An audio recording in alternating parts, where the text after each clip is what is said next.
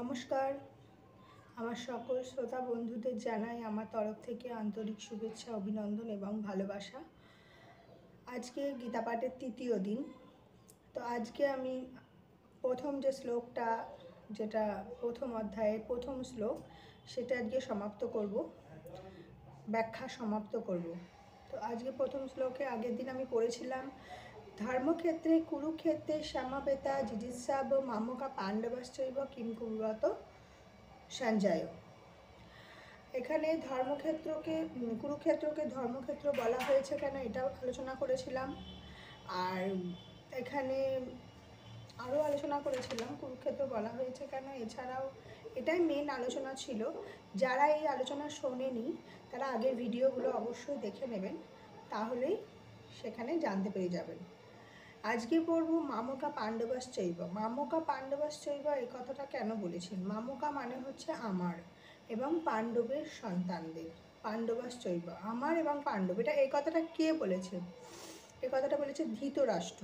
ধৃতরাষ্ট্রের মনে তখনও পর্যন্ত আমার সন্তান, ভাইয়ের সন্তান আলাদা, আমার সন্তান নিজের আপন, এই জিনিসটা কাজ করতো। মানে ধৃতরাষ্ট্রের মনে একটা অহংকার ছিল।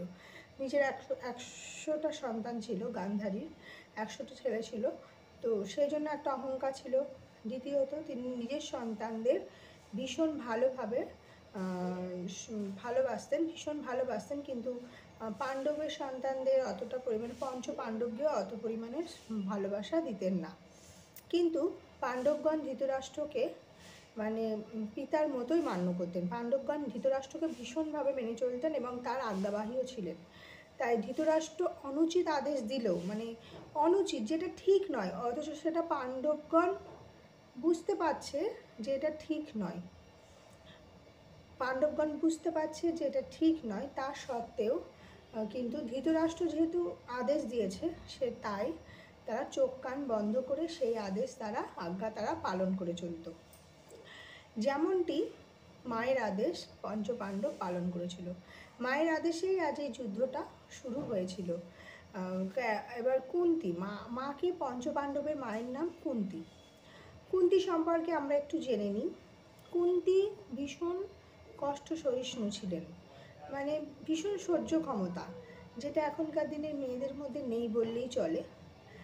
কুন্তী ভীষণ কষ্ট সহিষ্ণু ছিলেন, মানে কষ্ট থেকে মুক্ত হয়ে রাজ্য সুখ, আরাম, ভোগ ইত্যাদি এগুলো মানে করার প্রবৃত্তি তার মধ্যে ছিল না।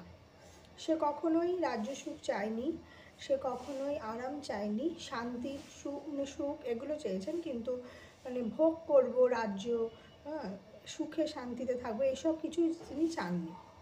মাতা কুন্তী এমনই একজন মহিলা যিনি ভগবানের কাছে আপদ বিপদে প্রার্থনা করেছিলেন। কখনো কি শোনা যায় এরকম কথা? আমরা সকল সময় ভগবানের কাছে নিজের ভালোটা চাই। আমায় ছেলের চাকরি দাও, আমার মেয়ের ভালো জায়গায় যেন বিয়ে হোক, আমার সংসার যেন সুখে থাকে, সবসময় আমার আমার আমার আমার আমি যেন ভালো থাকি, আমার ভালো ঘর হোক, আমি যেন ভালো খেতে পাই, ভালো পড়তে পারি, সবসময় ভালো ভালো ভালো ভালো, এটাই আমরা কিন্তু চেয়ে থাকি। কিন্তু মাতা কুন্তী এমনই একজন মহিলা যিনি ভগবানের কাছে আপদ বিপদের প্রার্থনা করতেন, মানে সকল সময় নিজেকে আপদ বিপদের মধ্যে রাখা, এগুলো তিনি প্রার্থনা করতেন। একটা আশ্চর্য একটা প্রার্থনা। কুন্তীর মনে সুখ ভোগের ইচ্ছা একেবারেই ছিল না, কিন্তু দুটি কারণে তার মনে খুব দুঃখ ছিল। কি? প্রথমত রাজ্যের জন্য ভাইয়ে ভাইয়ে, মানে কৌরব পাণ্ডবদের যুদ্ধ, অন্য কোনো উপায় অবলম্বন করলে এতে কিছু বলার ছিল না। কিন্তু তার আদরের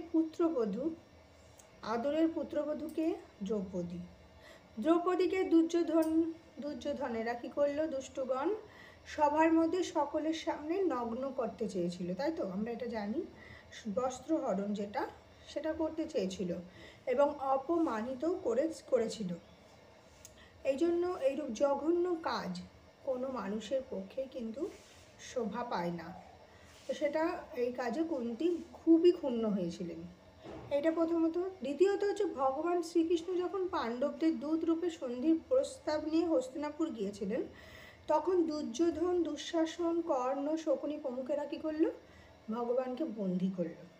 ভগবানকে বন্দি করতে চেয়েছিল, কিন্তু ভগবানকে তো আর বন্দি করা যায় না। একথা শুনে কুন্তী মনে মনে ভাবলেন এবার এই শয়তানদের কিন্তু শেষ করতে হবে, কেননা বেঁচে থাকলে এদের পাপ কাজ অনেক বেশি বাড়তেই থাকবে এবং গুরুতর ক্ষতি হয়ে যাবে। এই দুটো কারণেই কিন্তু কুন্তী পাণ্ডবদের যুদ্ধ করার আদেশ দিলেন। না হলে কিন্তু তিনি চেয়েছিলেন না। প্রথম কারণ কি, দ্রৌপদীর বস্ত্রহরণ, মানে দ্রৌপদীর অপমান, তিনি নিজের একমাত্র আদরের পুত্রবধূ, তার অপমান তিনি সহ্য করতে পারেননি। দ্বিতীয়ত ভগবান শ্রীকৃষ্ণকে বন্দি করতে চেয়েছিলেন। আচ্ছা, সেই কারণেই কুন্তী এই প্রস্তাবটা দিয়েছিলেন। কিসের প্রস্তাব? যুদ্ধের প্রস্তাব। পাণ্ডবদের অনুমতি দিয়েছিলেন যে যাও তোমরা যুদ্ধ করো। তো মামকা পাণ্ডবাশ্চৈব মানে কি? এটা হচ্ছে ধৃতরাষ্ট্রের দ্বিমুখী চিন্তা। দ্বিমুখী চিন্তা কি? দুর্যোধন আরও সমস্ত দুঃশাসন আরও সব ছেলেরা, এটা হচ্ছে আমার ছেলে, কিন্তু যুধিষ্ঠির প্রমুখ আমার নয়।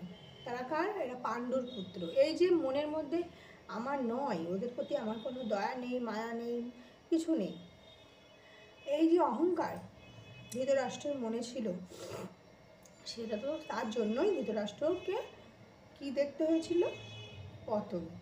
পতন দেখতে হয়েছিল। ঠিক আছে, এই দ্বিমুখী ভাবনার জন্য দুর্যোধন দ্বারা ভীমকে এই দ্বিমুখী চিন্তা করতে বলে, মানে নিজের ছেলেরাই আপন কিন্তু ভাইয়ের ছেলেরা আমার কাছে আপন না, এইরকম মনের চিন্তা ছিল বলে দুর্যোধনের কি হলো? দুর্যোধন দ্বারা ভীমকে বিষ খাইয়ে জলে ফেলে দেওয়া হলো, লাখা গিয়ে আগুন লাগিয়ে পাণ্ডবদের মেরে ফেলার চক্রান্ত করা হলো, যুধিষ্ঠিরের সঙ্গে ছলনা করে জুয়ো খেলা, পাণ্ডবদের বিনাশ করার উদ্দেশ্যে সৈন্য নিয়ে বনে যাওয়া প্রভৃতি কাজের জন্য ধৃতরাষ্ট্র কিন্তু কখনোই দুর্যোধনকে নিষেধ করেনি। তিনি সবসময় সাপোর্ট করে গেছেন। এই কখনোই দুর্যোধনকে কখনো নিষেধ করেনি যে এগুলো করো না, এগুলো করা উচিত নয়, তোমরা সব ভাই হও, তোমরা ভাই ভাই মিল করে থাকো। এই জিনিসটা কিন্তু কখনোই ধৃতরাষ্ট্র শেখাননি দুর্যোধনকে। কারণ তার মনে ইচ্ছা ছিল, কি ইচ্ছা ছিল? যদি কোনো প্রকারে পাণ্ডবদের শেষ করে দেওয়া যায় তাহলে তার ছেলেদের রাজত্ব সুরক্ষিত থাকবে। এটা কিন্তু সবসময় মনে মনে চাইতেন। মানে তিনি, তার মনে কতটা অহংকার ছিল যে যে কোনোভাবে যদি পাণ্ডবদের শেষ করে দেওয়া যায় তাহলে কিন্তু তার ছেলেদের রাজত্ব, মানে সব ছেলেরা সমস্ত রাজত্ব পেয়ে যাবে, ছেলেরা সব কিছু পেয়ে গেলে তিনি নিশ্চিন্তে থাকবেন, পাণ্ডবরা সেখানে অধিকার ফলাতে আসবে না। সেই জন্যই এখানে মামকা এবং পাণ্ডবা, এই শ্লোকে বলেছে না মামকা পাণ্ডবাশ্চৈব, এই কথাটা বলা হয়েছে। আচ্ছা, কারোর যদি কোনো কিছু বুঝতে অসুবিধা হয় অবশ্যই কিন্তু কমেন্ট করে জানাবেন, তাতে আমি কিন্তু খুব আনন্দিত হব। প্রথম কথা। দ্বিতীয় কথা, আমি বোঝানোর চেষ্টা করব কারো যদি কোনো কিছু বুঝতে অসুবিধা হচ্ছে। কারণ গীতা পাঠ তো অনেকে অনেক রকমভাবেই করে এবং সকলেরটাই ভালো হয়। আমি আমার মতন করে আপনাদের সামনে তুলে ধরার চেষ্টা করছি। আমি চেষ্টা করছি আমার মতন করে সাধারণভাবে সাধারণ মানুষদের জন্য এগিয়ে যেতে। কারণ গীতা পাঠটা সকলের কাছেই কিন্তু একটা কঠিনতম বিষয়, যে বাবা গীতা পাঠ সংস্কৃত, ও আমি মাথায় ঢোকাতে পারবো না, গীতা বোঝা ভীষণ কঠিন। কিন্তু না, এই গীতা পাঠের প্রত্যেকটি শ্লোক যদি ঠিকঠাকভাবে বুঝে চলা যায় জীবনে, এই যেমন আজকে আমি শিখলাম, কি শিখলাম আমরা? আজকে আমরা শিখলাম মনের মধ্যে কোনো রকম দ্বিমুখী চিন্তাভাবনা করে এগোনো উচিত নয়, এতে নিজ কুলেরই ধ্বংস হয়, সকলের ভালো চিন্তা এগুলো করতে হবে। এইটা হচ্ছে আজকে আমরা শিখলাম ধৃতরাষ্ট্রর কাছ থেকে, তাই তো? ধৃতরাষ্ট্র সবসময় নিজের কথা চিন্তা করতেন, নিজের ছেলেদের ভালোর জন্য চিন্তা করতেন, নিজের ছেলেদেরই লাস্টে কিন্তু তিনি হারালেন। যে ভাব মানুষের অন্তরে নিহত থাকে তা প্রায় বাণীর আকারে উচ্চারিত হয়। ঠিক আছে, মনের মধ্যে যেটা থাকে অনেক সময় আমরা কিন্তু সেইটাই নানা রকমভাবে কথার ছলে বলে ফেলি। এই দ্বিমুখী আচরণের জন্যই কি হলো? ধৃতরাষ্ট্রকে নিজ কুল বিনাশের দুঃখ ভোগ করতে হয়েছিল।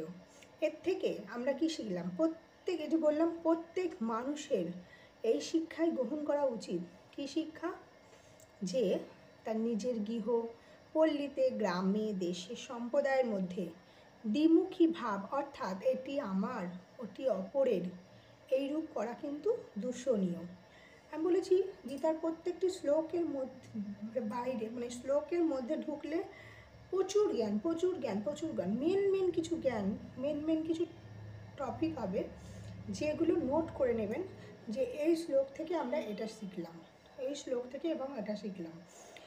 তারপর সেই নোট করা খাতাটা প্রত্যেক দিন যদি আমরা একবার করে চোখ বুলাই এবং নিজেদের জীবনে সেটা প্রয়োগ করি, তাহলে কিন্তু একদিন আমরাও কিন্তু শীর্ষস্থানে গিয়ে পৌঁছতে পারবো। সেই জন্য গীতার জ্ঞান কিন্তু ভীষণ ইম্পর্টেন্ট। গীতা শুধুমাত্র ধর্মমূলক একটি গ্রন্থ তা নয়, এটি জ্ঞানমূলক এবং জীবনে চলার জন্য ভীষণ দরকারি একটি গ্রন্থ। এটিকে যে বোঝে সে কিন্তু সঠিক জায়গায় পৌঁছতে পারে, তার মনে কোনো দুঃখ, কষ্ট, যন্ত্রণা কিছুই আর হবে না। এবং রেগুলারিটি বজায় রাখতে হয়, মানে প্রত্যেক দিন গীতা পাঠ এবং গীতা পাঠ করার পর সেটি বোঝা, নিজের জীবনে প্রয়োগ করা ভীষণ পরিমাণে দরকার। তো এটি আমরা শিখলাম যে এরকম করাটা ঠিক নয়, কারণ এর দ্বারা স্নেহ প্রেমের সম্পর্ক তৈরি হতে পারে না, বরং বাদ বিসংবাদী হয়। এই যে নিজের চিন্তা করা, নিজের সংসারের চিন্তা, বাকি আর কারোর চিন্তা, কারোর ভালো করব না, আমার ভালোর জন্য অপরের ক্ষতি করব, এই ধরনের চিন্তাধারাগুলো করলে কি হবে, সংসারে বাদ বিসংবাদী বেশি হবে, ঝগড়াঝাঁটি, অশান্তি এগুলোই বেশি হবে। কিন্তু আমরা যদি আমার ভালো না করে মানে সকলের ভালো করি, তাহলে কিন্তু এটা হবে না। তো আমরাও এখানে এই শ্লোকটা থেকে এটাই শিখলাম। যাই হোক, তাহলে আজকে আমাদের এই পর্যন্তই থাক। পরের দিন আমি দ্বিতীয় নাম্বার শ্লোকে প্রবেশ করব। দ্বিতীয় নাম্বার শ্লোকে আরও অনেক ভালো কথা লুকিয়ে আছে। সকলে ভালো থাকবেন, সুস্থ থাকবেন, নিয়মিত আমার পাঠ শুনবেন, কেমন হচ্ছে, কেমন লাগছে সেটাও জানাবেন কমেন্ট করে। নমস্কার।